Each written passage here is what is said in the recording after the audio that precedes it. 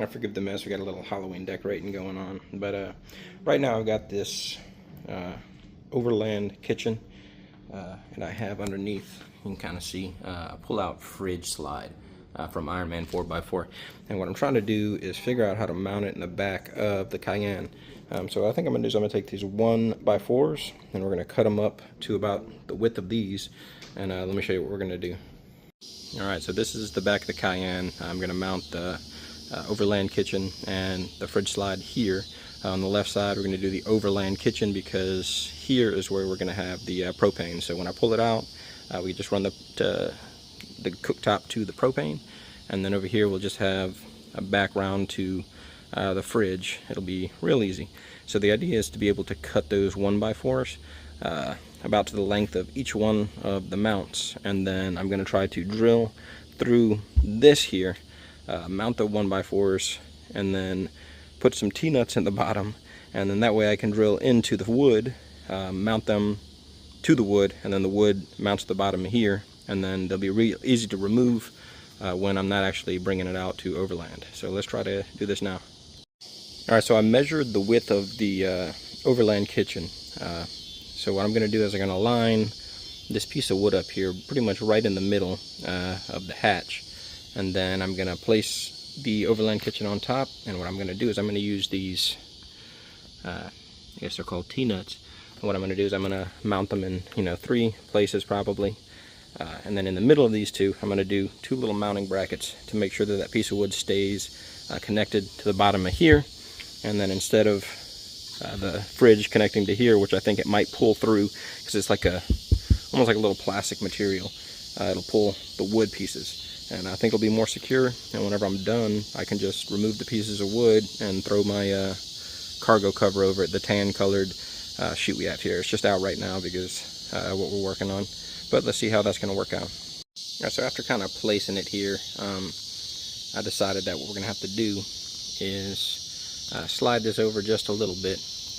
We had to slide it back a little bit too. 1, so we can easily access this, and 2, because we want to make sure that this can close. And when it was all the way forward, it wasn't closing, but now we are. Shout out to Moose Knuckle. Alrighty, so what I did is I drilled some little pilot holes here. I need to do a little countersink to them, and then we'll drill through them all the way through here. Alright, so I drilled the bottom of the wood with 5/16. That way the T-nut can fit inside. And then for the drawer, I drilled with a 1/4 inch. That way the screw just barely fits through. So we're going to go ahead and line these up, and we're going to tighten them down, and I'll show you what it's going to look like. Alright, so we can see on the bottom side, I still got to countersink them in there, or whether the drawer is not going to open and close well. But basically the screw goes to the bottom, and it's going to bite down on these T-nuts. These are a little bit long, so I ordered like 40mm length ones, so it should be short enough to fit between the gap here. Couldn't really film with one hand to show you how these tighten down, but once you just tighten these screws, these nuts will bite down into this wood and they'll be a permanent fixture. This one still has got to tighten down a little bit, but once these 3 are in place, I mean, it's a very secure mount in place. So what I'm going to do is I'm going to drill these 2 holes out, and I'm going to drill those holes through this deck lid. Then I'll run some screws through here into the bottom of this, and that way it'll be a removable mount for just this piece of wood. Alright, so we're here the next day. Had to get some different hardware. Some of these bolts were too long, but all the brackets here, they're in place on each side. And what we're going to do is we're going to drill 2 holes for each side, and we're going to just run a bolt all the way through this floor here. And then what I'm going to do is I'm going to take this off, and then we're going to bolt these little 1x4s to this, and then we'll have a place to mount both of the drawers. Alright, so the brackets are in, they're bolted down to the floor, and the slides are bolted down to the bracket. This ended up being quite the debacle. Ended up breaking one of the brackets trying to take it apart because I think I cross-threaded one of the T-nut bolts, but you can kind of see how have the brackets bolted to the floor, and then the sliders bolted to the brackets. And then all I got to do is take these screws out, remove it, and we're back to normal.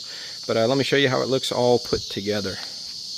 All right, the only thing I got to do is make sure that I get the fridge strap down here. But the sliders work.